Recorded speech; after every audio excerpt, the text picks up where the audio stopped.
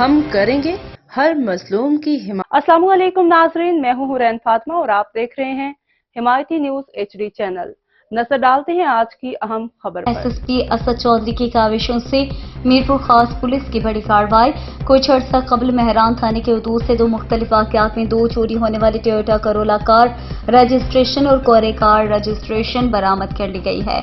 दोनों कारें अक्टूबर 2023 और मई 2024 में चोरी की गई थी, जिनका मुकदमा नामालूम मुजरिमों के खिलाफ दाखिल किया गया था।